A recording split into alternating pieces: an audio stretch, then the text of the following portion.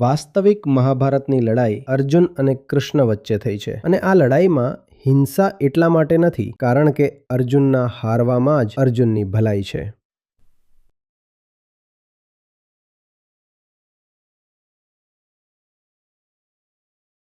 નમસ્તે આચાર્યજી. આચાર્યજી, આજે સંત સરિતાના શબ્દો મને બાણ જેવા લાગી રહ્યા છે. હવે આ મારા વિચારો છે કે પ્રશ્ન તેના પર હું તમારું માર્ગદર્શન ઈચ્છું છું. આચાર્યજી, હું મારા જીવનમાં જોઉં છું તો મને જણાય છે કે ક્યાંક ને ક્યાંક અસત્ય મારા જીવનમાં બહુ તાકાતવર છે અને એટલું તાકાતવર છે કે સત્ય સામે આવતા પણ ડરે છે અને હું તેને સામે લાવવા નથી માંગતો. સીધી વાત એ છે આચાર્યજી કે મારી અંદર ઘોર બેઈમાની છે, અશ્રદ્ધા છે. હું એવો દેખાડો કરું છું કે હું તમારી શિક્ષાઓ સાથે જોડાયેલો છું અથવા વેદાંતની શિક્ષાઓ સાથે જોડાયેલો છું, પણ હું આ બાબતમાં હંમેશા જૂઠું જ બોલતો આવ્યો છું મારા પરિવારથી. પણ એ જ પરિવાર સાથે જો ક્યારેય 30-30 ml લગાવવાના હોય તો કાંઈ ખરાબ નથી લાગતું. તમારી વાતો આજે સાંભળીને લાગી રહ્યું છે કે હું નબળો છું, પણ વિચારું છું કે જો હું મારા પરિવારને આ વાતો કહી દઉં તો ક્યાંક પરિવાર જ ન છૂટી જાય. આવી સ્થિતિમાં હું શું કરું?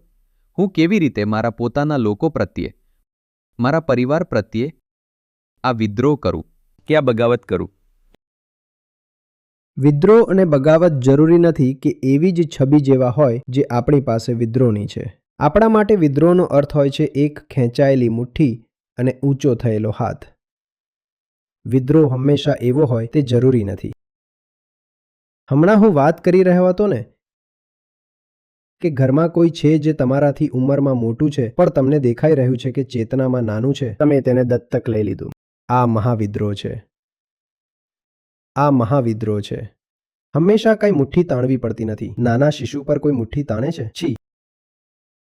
ઘરવાળા છે, તેમને કોઈ વાત સમજાઈ જ નથી રહી. તેમને કોણ ઉગ્ર શબ્દોમાં કંઈ બોલે? જેને વેદાંત ન સમજાય તેને આપણે શું પરિપક્વ વયસ્ક કહીએ? જેને વેદાંતની સીધી વાતો ન સમજાય, આ ત્રણનો ખેલ જેને નથી સમજાઈ રહ્યો તેને આપણે શું કહીએ? નાનું બાળક. અને નાના બાળક પર ગુસ્સો કરાય છે શું? અને નાનું બાળક તો કંઈ પણ કરી શકે છે, કંઈ પણ બોલી શકે છે, કંઈ પણ તોડી શકે છે. ગમે ત્યાં છી કરી દીધું તેને. એ ન જુઓ કે નાના બાળકના શરીરનું કદ કેટલું છે.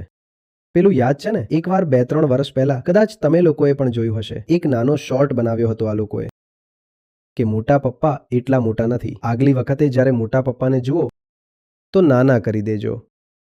ડિમિનિશિંગ ગ્લાસથી મોટા પપ્પાને એટલા મોટા જોવા તો કદમાં મોટા પપ્પા એટલા મોટા છે પણ તે છે આટલા જ મોટા કુલ ચેતનામાં. તો તેમને એવી રીતે જુઓ. તેમની સાથે પ્રેમથી વાત કરો અને પ્રેમથી વાત કરો.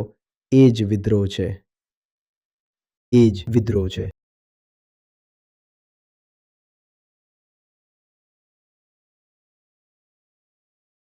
તમે એક ઉદાહરણ લો ક્રાઇસ્ટનું. તેમને મારી રહ્યા છે તો પણ શું બોલી રહ્યા છે? બોલે છે કે એમને ખબર જ નથી પિતા, તેમને ક્ષમા કરજો કારણ કે તેઓ જાણતા નથી કે તેઓ શું કરી રહ્યા છે. નાના બાળકથી કોઈ બદલો લે છે શું? તેને તો માફ જ કરે છે. કા રહીમ હરી કો ઘટ્યો જો ભૃગુ મારી લાત.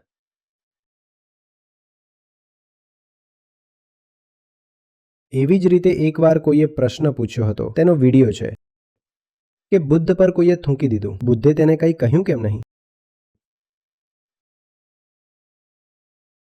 શું બોલે? નાનું બાળક થૂંકી પણ શકે છે, પણ આ વાત ડરમાં નથી કહેવાની. નાના બાળક સાથે ડરીને વાત નથી કરાતી ને. જો ડરનો ભાવ છે તો સમજી લો કે હજી તેને નાનું બાળક નથી જોઈ શક્યા. ડર નહીં, કરુણા. કરુણા. કરુણા. તેમને એમ જ જુઓ. હવે કહો, ઉપરથી તો અમે તમારી સાથે છીએ, અંદર ને અંદર સંબંધ બદલાઈ ચૂક્યો છે. પહેલા તમે બાપ હતા અને અમે દીકરો હતા. હવે અમે બાપ છીએ અને તમે દીકરો છો. પ્રેમનો સંબંધ છે. બાપ દીકરાનો જ સંબંધ પહેલા પણ હતો, અત્યારે પણ બાપ દીકરાનો જ સંબંધ છે. જેમ તમે અમને પ્રેમ કર્યો એમ અમે અત્યારે પણ તમને પ્રેમ કરીએ છીએ. તમે અમારા પ્રત્યે તમારી ફરજ નિભાવી, હવે અમે તમારા પ્રત્યે અમારી ફરજ નિભાવી રહ્યા છીએ. તમે અમને જીવન આપ્યું, અમે તમને પ્રકાશ આપી રહ્યા છીએ. આ જ તો છે પિતૃણ ચૂકવવું. તમે અમને જીવન આપ્યું, અમે તમને પ્રકાશ આપીશું. સમજાય છે વાત?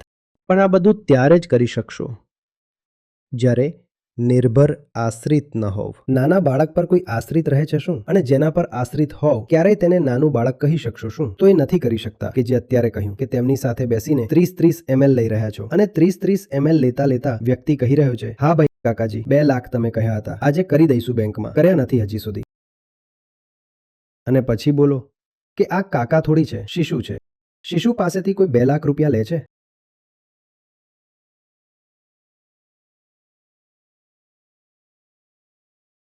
આપણે બધા જે જ્ઞાની વગેરે થયા હતા તેમને ખબર છે શું બોલવું જોઈએ. આધ્યાત્મિક શિશુ રોગ નિષ્ણાત. નાના બાળકોના રોગોનો ઈલાજ.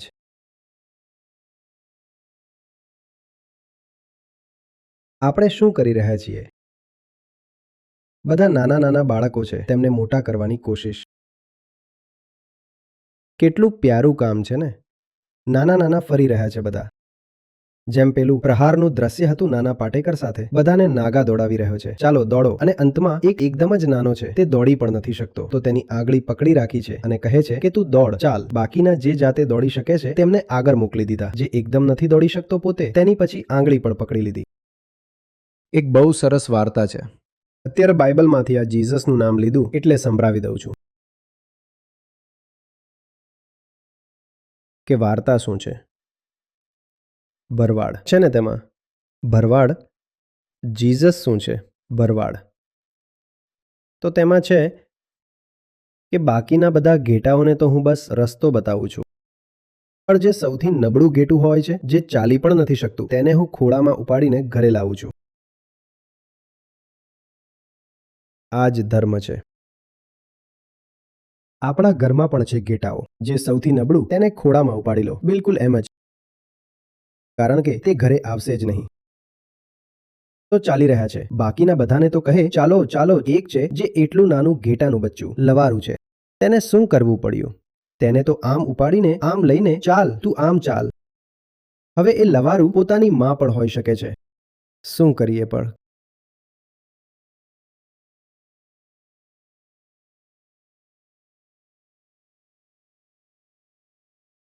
તેમાં ક્યારેય કોઈ ક્રોધ બતાવે, કંઈક કરે તો ખોટું નથી લગાડવાનું. સારી વાર્તા છે કે ભૃગુ ઋષિ હતા, તેમણે જઈને સીધા વિષ્ણુને લાત મારી દીધી. કા રહીમ હરિ કો ઘટ્યો જો ભૃગુ મારી લાત. શું થાય છે? શિશુપાલને પણ કહે છે કે કેટલી વાર તો માફ કર્યો? 99 વાર. દુર્યોધનની પણ કેટલીય ઉદ્ધતાઈઓ તેમણે માફ કરી. શું જાય છે? જ્યાં માફ કર્યો.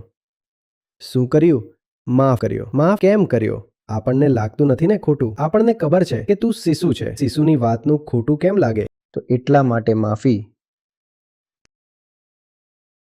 તેમની સાથે ન તો ક્રોધ કરવાનો છે, ન તો ખોટું લગાડવાનું છે.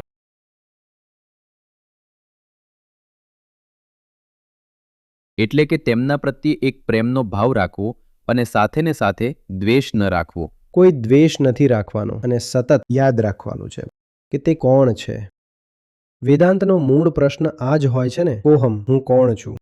એવી જ રીતે સામે જે ઊભો છે તે યાદ રાખો કે તે કોણ છે. એ ન જુઓ કે તે દેખાય છે કેવો, એ યાદ રાખો કે તે કોણ છે. દેખાવમાં તો રૂપ, રંગ, આકાર, પ્રકારની પ્રાકૃતિક વિવિધતા હોય છે, તેમાં છેતરાઈ ન જતા.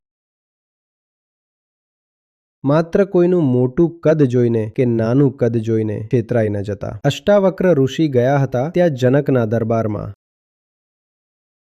તો બધા તેમને જોઈને હસવા લાગ્યા. પહેલા તો તેમની ઉંમર નાની અને પછી તેમની ચાલ વાંકી ચૂકી હતી. તેમના શરીરમાં કંઈ વિકૃતિ રહી હશે. કહે છે કે 8 જગ્યાએથી તેમનામાં કંઈ વિકાર હતા. લોકો હસી રહ્યા હતા તેમને જોઈને.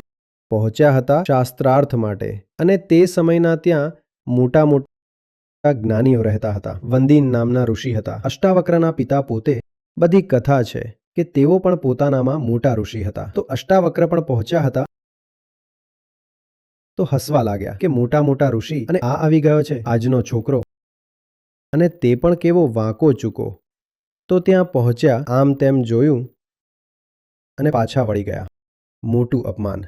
રાજાની વિદ્વાનોની સભા અને તેમાં એક છોકરો આવે છે અને તે પાછો વળીને જઈ રહ્યો છે તો રોકવામાં આવ્યા. બોલ્યા કે કેમ આવ્યા મહારાજ, પાછા કેમ જઈ રહ્યા છો? બોલ્યા કે મને લાગ્યું વિદ્વાનો પાસે આવ્યો છું, પણ હું તો ચર્મકારો પાસે આવ્યો છું. બોલ્યા કે તમારો શું આશય છે ચર્મકારથી? બોલ્યા કે જે ફક્ત ચામડીને જુએ તે ચર્મકાર જ તો છે. તેમણે ચર્મકાર શબ્દનો જે ઊંચો અર્થ છે તે લીધો. બોલ્યા કે તમે તો ફક્ત મારી ચામડીને જોઈ રહ્યા છો, મારા દેહને, મારા હાડકાને જોઈ રહ્યા છો. તો છેતરાઈ ન જવું. કોઈના દેહને, કોઈની ઉંમરને નથી જોવામાં આવતી, તેની ચેતનાના સ્તરને જોવામાં આવે છે. આ જ માણસની જીવવાની રીત છે. જાનવર એ છે જે તમને બસ દેહની જેમ જુએ. જાનવર એ છે જે તમને બસ દેહની જેમ જુએ. તમે કોઈ કૂતરાની સામેથી નીકળો, એ થોડી જોશે કે તમને જ્ઞાન કેટલું છે, તમારામાં કરુણા કેટલી છે. એ તો એ પણ નહીં જુએ કે તમારી પાસે પૈસા કેટલા છે. કૂતરો તો બસ એ જોશે, કાં તો એ જોશે કે તમારી પાસે રોટલી કેટલી છે તેને ખવડાવવા માટે. અને જો થોડો બગડેલો કૂતરો છે તો જોશે કે તમારી પાસે માંસ કેટલું છે, કે હું જ તોડી લેવાનું માંસ. હવે કોઈ ફરક નથી પડતો કે તમે યુધિષ્ઠિર કે દુર્યોધન છો. કૂતરા માટે તો તમે બસ માંસનો એક ટુકડો છો અથવા રોટલીનો એક ટુકડો. એવું ન થઈ જવું. માણસ એ જે બીજા માણસને ચેતનાની જેમ જુએ તે બીજા માણસને જ નહીં, દરેક જીવને એમ જ જુએ છે કે આ મારી સામે ચેતના. દેખાઈ શું રહ્યું છે? શરીર. જોઈ શું રહ્યો છું? ચેતના. શરીર દેખાઈ રહ્યું છે, ચેતનાને જોઈ રહ્યો છું. સગુણમાં નિર્ગુણને જોઈ રહ્યો છું. સાકારથી છેતરાઈ નથી રહ્યો. સાકારમાં પણ દર્શન નિરાકારના થઈ રહ્યા છે.